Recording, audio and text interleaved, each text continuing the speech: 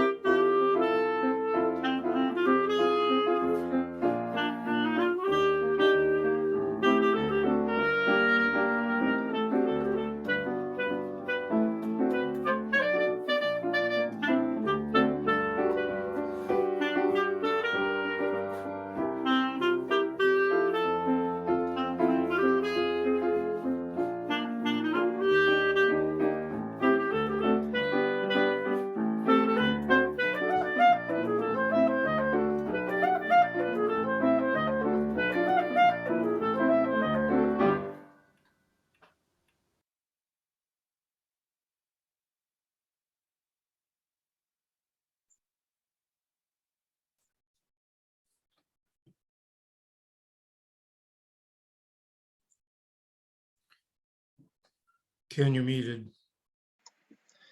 Good morning. My name is Ken Claiborne, and I'm a member of the board of this congregation. Welcome to you all. The Unitarian Universalist Fellowship of Elkhart is a welcoming community encouraging religious freedom, nurturing individual spiritual and ethical growth, celebrating diversity, and promoting a just and sustainable world. If you'd like to learn more about the fellowship, please look at our website at uufe.org. Thank you.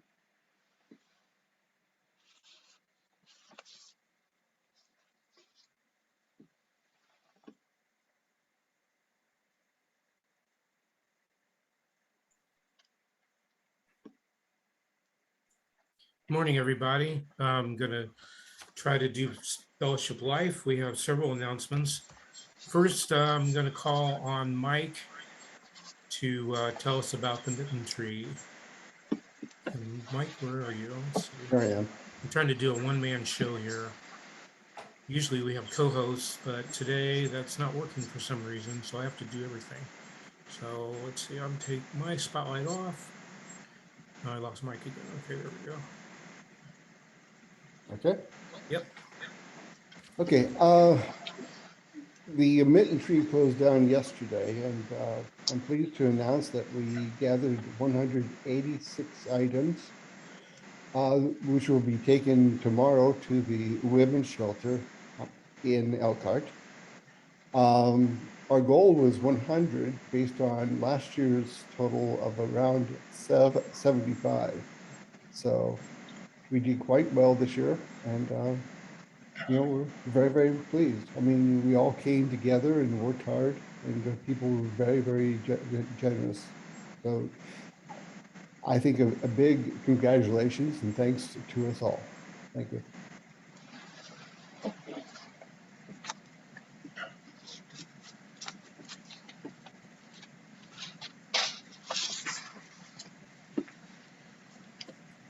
All right, thanks, Mike. That's a great news.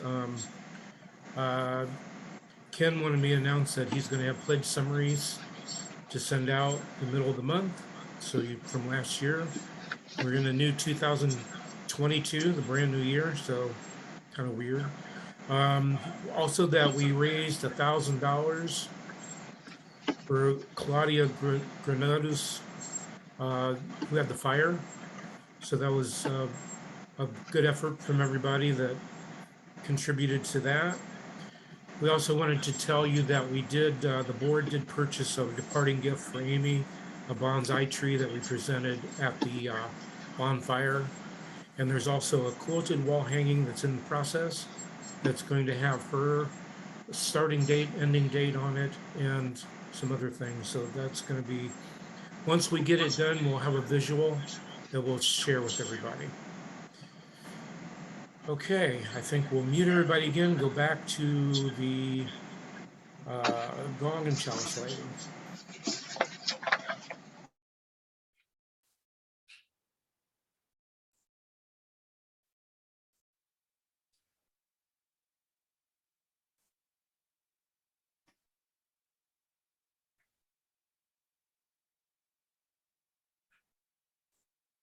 We ring the gong 3 times, once for those who came before us, once for those of us who are here now, and once for those who will come after us and build on the dream. The chalice lighting for today is the chalice lighting for the new year. For the new year, just days old, beginning today, always beginning, we light our chalice, symbol of faith, perseverance, and hope, in astonished thanksgiving and irrepressible praise for beginnings that emerge out of endings and appear amidst continuity, become visible in hindsight. We light our chalice, symbol of faith, perseverance, and hope, in astonished thanksgiving and irrepressible praise for all the times and all the ways we have begun anew together. We light our chalice, symbol of faith, perseverance, and hope, in astonished thanksgiving and irrepressible praise.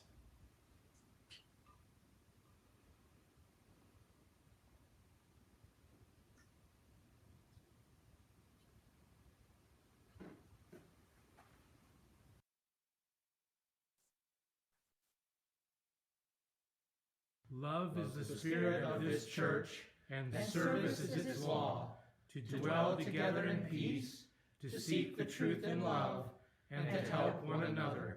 This is our covenant.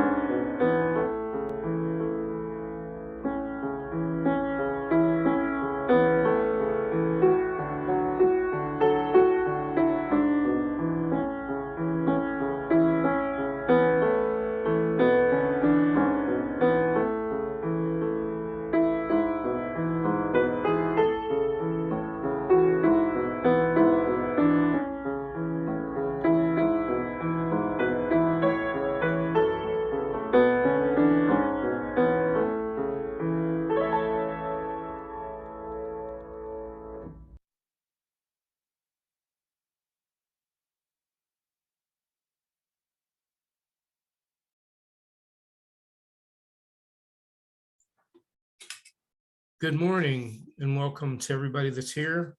We have 27. That's a pretty good number. We hope we can get more as we go on. And of course, we're looking forward to the time when we can all get back together. So the board, we're going to present some ideas this morning around the theme of where are we? And next week, we will talk about some ideas around the ideas of where do we want to go? And after the service, we will stick around for coffee hour to hear your thoughts and questions. Write them down or put them in the chat as we go along so you don't forget them. We value your input. And we're going to be announcing soon small group meetings by Zoom, possibly in person if we get to that point. But it is our intention that we're going to try to get in contact with everyone that's a member or a friend of UUFE at some point. Maybe not before the 9th, but at some point we want to try to get a hold of every person, every member and every friend. So we're going to kind of be keeping track of who comes to our small group and to these larger groups, and then make sure we reach out to anyone that we didn't see. So and today's comments are not meant to be all inclusive. There's many things that we had to leave out just due to time. I hope we will get around to everything you want to know and you want to say in the process of doing these meetings and also the small group meetings. So today I'm going to talk about shared ministry. This may be a new term to some of you, so I first want to explain it a little more. In my search, I came across a short article that I thought expresses the idea concisely, and here are the main points. What is ministry? We might define ministry. Oh, by the way, I stole this from the Unitarian Universalist Community Church of Washington County, Hillsboro, Oregon. What is ministry? We might define ministry as our participation in the ongoing creative and restoring activity in the world. The word ministry can denote the calling of all people, whether as individuals, as specific faith community, or as the universal congregation of spiritual seekers. What is shared ministry? Shared ministry lives out the affirmation that all people are called to ministry. As members of a faith community, we are invited to serve together in a spirit of mutuality as partners. Working cooperatively, we strive to discover, develop, utilize, and support the gifts of each person, and as responsible stewards to participate in the ongoing creative and restoring activity in our communities and the world. What shared ministry encompasses? Likely, we think first of ministry program areas such as education, pastoral care, worship, and outreach. But shared ministry may encompass more than formal and traditional program areas. For example, the everyday neighborliness, person-to-person caring and helping that is characteristic of people in a small congregation is also a form of shared ministry. Members simply see a need and respond with transportation, meals, visits to the hospital, to the hospitalized, phone calls. This text with a minimum of changes has been borrowed from Sharing the Ministry, a practical guide for transforming volunteers into ministers by Jean Morris Trumbar, 1995. I also took a look at what the UUA lists as responsibilities of minister. And this is a quote. UU ministers serving congregation act as the spiritual and administrative leaders of their congregations. They lead worship service and give sermons, challenge and guide the congregation's spiritual focus, provide pastoral care and counseling, conduct special services, and represent the Unitarian Universalism in the community. Ministers work closely with congregation's volunteer leaders to providing vision, direction, and day-to-day administration, often supervising staff.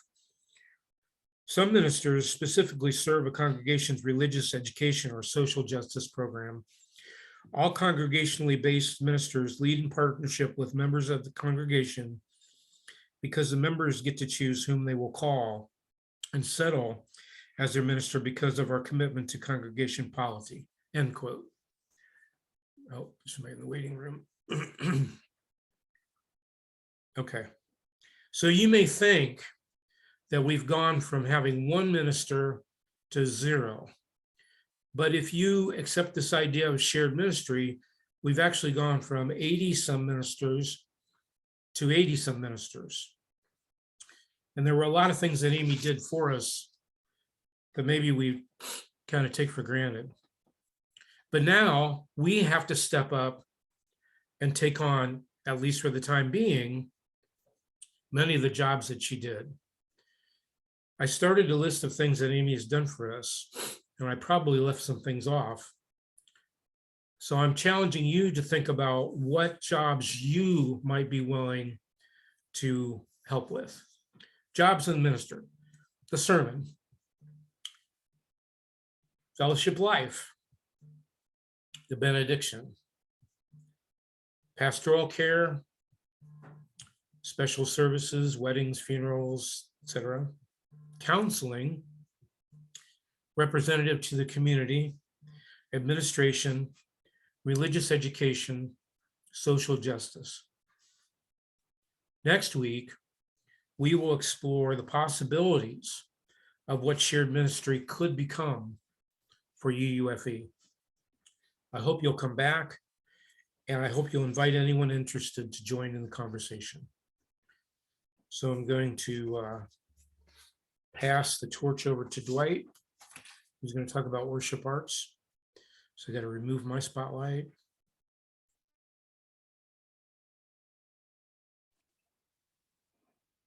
Okay, thank you, Carl. Welcome, everyone. This is a little different, but it's not complicated.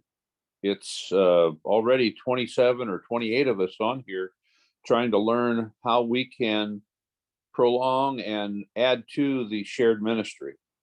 So this isn't going to be a difficult conversation. It's going to be one where we reach out to each other and reach inward and use our talents that can help my wife put together a service. So Oksana, I know you're on the line. I won't be calling on you actually until later, but I just wanted to give everyone a chance to think about what worship and arts can become. And that is literally putting together a service, something that you have, a talent someone else has that you could reach out and ask to participate, a skill, a music talent, a favorite reading, a moment that you want to reflect upon. We all know the structure of our services, and we all know where we can fit in with our talents and skills, our passion, our love. So I'm asking that each of us on the call today look at what you can bring to our services and contact Oksana, contact myself. I'm the board liaison from Worship and Arts, and Oksana's saying morning musing. So yeah, there's a lot of things that we can bring back, but also just add to. So I'm looking for volunteers. I'm looking for messages. I'm looking for music, all of that. And it will be fun for those who've not participated before. Some of us who put together actual services, sermons, etc., know the process, so it won't be difficult to coax you along, to coach you, to motivate you. And some of us have not had our voices heard before, so it'll be interesting to hear what you have to offer to add to our services.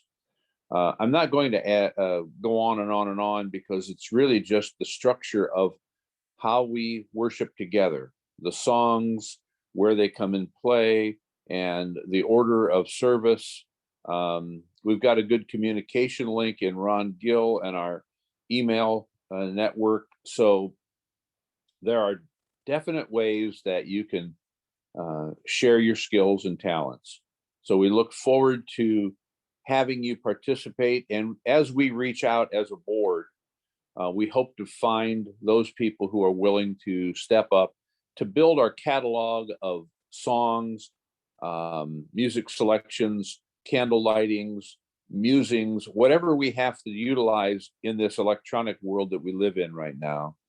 We're all hoping to get back together in person so we can hug and feel the warmth in our hearts. But for now, we're going to have to just deal with the electronic version and know that we still care about each other, even though we're through a screen. So peace to you, and we'll be in contact, and I hope that you all will do the same. Thank you. Thank you, Dwight. And now I'm going to call on Mike, who's going to talk about membership. Okay, well, I wish I could be more upbeat, but last year we reported to the UUA that we had 85 members, and we reported 0 children in RE. I think actually we have about 5 that were attending before COVID on a sporadic basis, but okay. There was a study done, it'd be in 2019, that showed that our medium age is about 70. So, you know, what that means is, as Amy has often brought up, you know, deaths. We've had a lot of deaths in the congregation. And so that's the point, that we need to grow. We need to, I mean, we have 82 members. We all need to be thinking of ways to make this congregation grow again, to reach out, to make ourselves known to the public, to think about being RE ready. I mean, last year we went through a long process of restoring the north basement of the church, so that we have now 2 classrooms that are ready for RE, for children of RE age. We just need to have people ready to, you know, if someone shows up with a grade school or junior high or senior high child, then they can, then there is someone willing to take them and give them a lesson and provide for them. So we also need to think about how we can rebuild our social network, so far as small group dinners, meeting, you know, in small groups. But basically, we have a lot of work to do to bring our numbers back up to what they should be. You know, I mean, I think there's some good ideas out there. We just need to share them with each other and to bring it back to and to rebuild what we used to have. So. Thanks, Mike. Next, we will call on Ken, who's going to talk about finances. Let me spotlight you, Ken. There you go.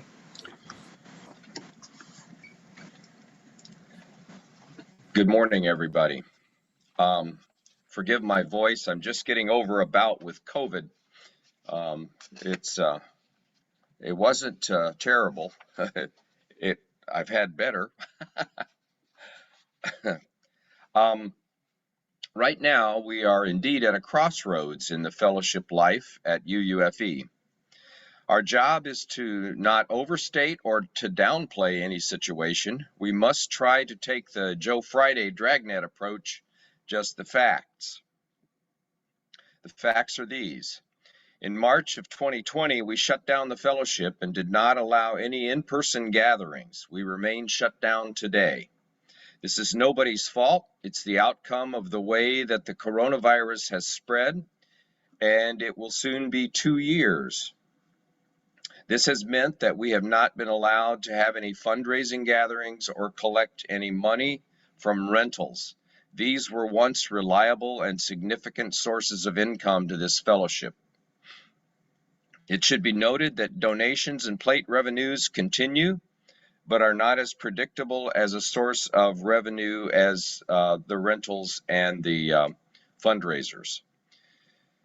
We've slowly been losing contributions due to people moving, non-returning members, and people passing away.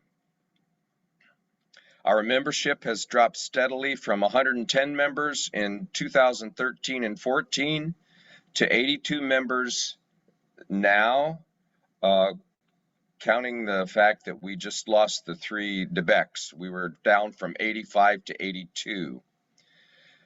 Our median age is 65 plus, as Mike mentioned, and it should be noted that the members who are, and the members and friends who do commit to pledge, have been very diligent in keeping those pledges. People who say they'll pledge have pledged. The problem is we don't have nearly the number of people to be able to pledge. One of the biggest questions facing us is whether we can afford to hire a full-time minister.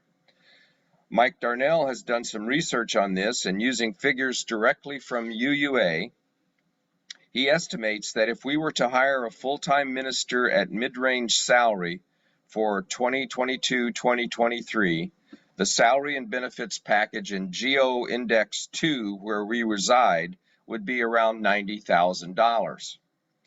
That level of commitment, and even more of a commitment when raises and insurance increases would happen in the future, would need to be maintained for as long as the contract was in force with a new minister. We also must remember that bringing a minister here disrupts a life or a number of lives depending on the circumstances. In the last 5 years, the pledges have dropped from 95,000 in 2017-18 to 81,000 this year. Ministerial compensation, salary and benefits per year for that same period have ranged from 71,500 to 75,800. If we compare the pledge income for each year to the corresponding ministerial compensation, we can see that the differences between those two numbers is shrinking. That is, in 2017 and 18, we had a difference of $23,400 when the pledges were compared to the ministerial compensation. When we consider the fact that we were able to have fundraisers and rentals and assistance from endowment, we were easily able to afford the salary and benefits, as well as the additional expenses to run the fellowship, which at that time ran around $42,000. However, as we look at pledges of 81,000 for this year, we recognize that the difference between that number and the salary and benefits for Reverend Amy when she left, it was only about $5,200, which means that the amount of money, in theory, left residual was shrinking. Even dropping the monthly mortgage payback to the endowment temporarily, which was $5,825 a year, the amount required to run the fellowship is still around $36,000, over and above the ministerial salary and benefits. This is what prompted us to request an infusion of $20,000 from the endowment rather than the normal $5,000 to $7,000 that we would accept on the annual operations budget. As most of you know, the fellowship operations budget has made a practice in years past to accept $5,000 to $7,000 annual donation from the endowment committee as a token of their willingness to assist us with the day-to-day operations of the fellowship. Given all these facts, excuse me, and given the fact that we had a short 5 minutes to make this presentation. We should take these factors into consideration as we move forward.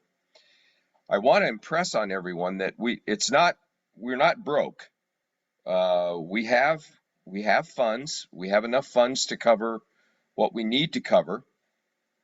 The problem is, as we move forward, we can see that we are on the precipice of not being able to afford a full-time minister. Please write down any comments or questions, and I'll try to field them during the coffee hour. Thank you.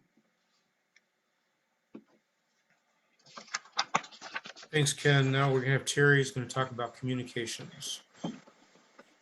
Yes, good morning, everyone. It's good to see all of you here this morning. I just wanted to take a few minutes to give an overview of what our primary communications channels are. We have a website, of course, which is really one of our digital fronts, entry points for people who are not part of our community to learn about us, to learn about what Unitarian Universalism is, to learn about the news. We promote our worship services through it, as well as some news of the congregation. As a companion to that, we also have digital presence on social media. We have a public Facebook page, which also serves the same purpose, promoting Unitarian Universalist news, as well as activities at the fellowship. Most, if not all of you, are part of the UUFE Peeps private Facebook group. And there's been some misunderstanding in the past, so I'll try to explain again that it is a private group. So kind of view it as a way to share information with each other, something that may not necessarily be public, like Caroline type things, personal news, but also, committee meetings and things of that sort. But it's been continued to be very active and a good way to maintain community even when we're not able to be together. And our weekly email, Ron Gill has been a stalwart and really a champion of keeping us all informed through the weekly email with news about services and food pantry and mitten tree and any of our other outreach and ministry. We had the fellowship focused newsletter is, I would say, is on hiatus around the time the pandemic started. The editor at the time stepped away just because of other demands on their life. I think Amy picked it up and published a few issues, but with the pandemic and people not gathering, it made less and less sense to create a printed newsletter that no one was able to pick up in the fellowship. I think one of the challenges that I see going forward is that, especially with smaller numbers, we have multiple communication channels, and how to envision a system that we handle news, whether it's about a service or a committee or a small group activity. How do you handle that information and communicate it widely without multiple people having to touch it? So it's a challenge, but I think it's a challenge that we can meet. Welcome everyone's feedback on how to continue to get the word out about ourselves through our communications channels.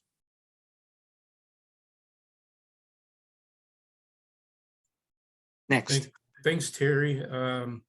Next, we're going to have Pam talk about visioning.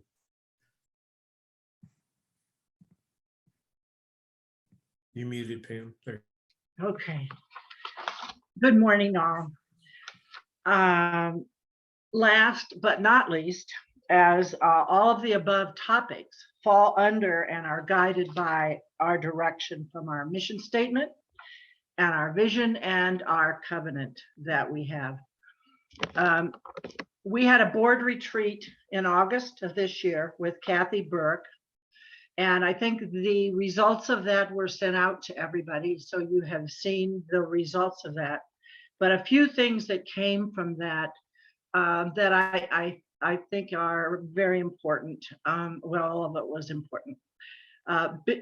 A comment that she made is building a shared mission statement for UUFE is one of the most important steps the board can take to address the conflicts that we are facing and the problems that we face as a congregation moving forward. Some findings from the retreat in her mind was that the members of the board, as well as the congregation, maybe don't have shared mission for how we want to go forward and how UUFE, that we're not engaged with our mission. Excuse me. That differing ideas about budget, about endowment, about projects like the parking lot repairs, for an example, about who does what work and in what way, maybe we aren't following, maybe we aren't all together in following the mission that we have at present. About volunteers for committees, about work of the church, about satisfaction or dissatisfaction of the leadership and the clarity of responsibilities. And, excuse me, recommends, she also recommended a strong UUFE strongly needs to renew the congregation's mission, a critical priority for UUFE to create a new mission and vision statements.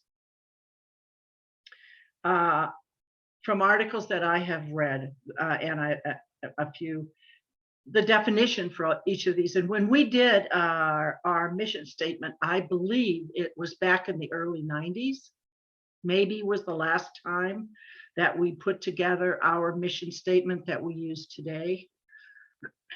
A mission statement, and we didn't have these definitions at that time, I don't believe.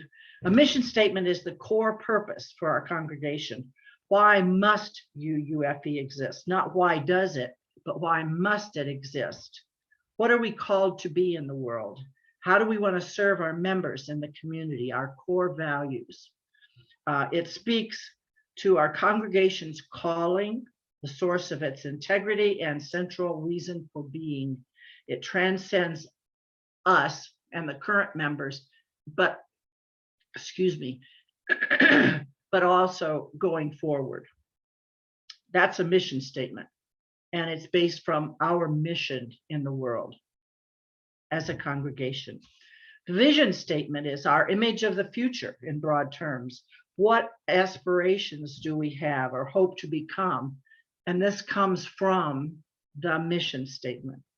And then our covenant, and we read our covenant every week. Do we want to keep that? Or is there another way? A covenant is how we agree to be in community as we live out our mission and strive toward our vision. Excuse me. How do we serve it? How do we have our services together? How do we help one another? How do we do what we do in community? And how do we go through the hard times together? And how do we go through the good times together? Like I said, I think our mission statement was written in the early 90s. I may be wrong, but I think it was just before I left to go to Boston. And that would have been in the early 90s. And we said it this morning. The Unitarian Universalist Fellowship of Elkhart is a welcoming community, encouraging religious freedom, nurturing individual spiritual and ethical growth, celebrating diversity, promoting a sustainable, a just and sustainable world. We'll talk about it more next week, and I'm sure in the future, about whether we want to change it or not. How do we want to go about that, and when do we start, if we decide we want to do that. Until then, a mission will inform the mission statement, make the mission, and mission needs to be more specific, will inform the board and the committees of known goals and a direction. And when it's supposed to be really short. It's supposed to be so a 12-year-old can understand it. It's supposed to be something that you can memorize, like we do our covenant. And it is supposed to be one sentence long, 9 or 10 words. That's what I've read. Ours is not that yet. And we don't know, I don't know if we want to do that, but we do need to at least look at what we have said, and if we need to make some revisions so that we, going forward, can go together so that we're following our mission of our church and to our community. Done. Thank you, Pam, and everybody. So we're going to, again, want to remind you to stick around after the service. We're going to have coffee hour. And so we're going to have our hymn, benediction, and postlude, and then we'll be ready for coffee hour.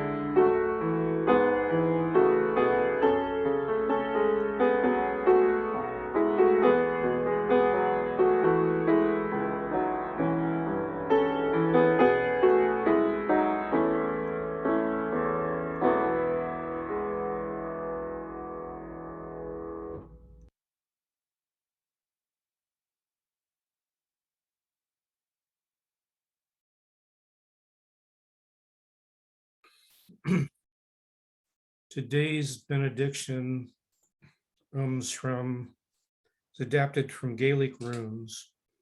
Deep peace of the running wave to you, deep peace of the flowing air to you, deep peace of the quiet earth to you, deep peace of the shining stars to you, deep peace of the infinite peace to you. So be blessed and go to coffee hour, and we'll do the postlude and then we'll have coffee hour.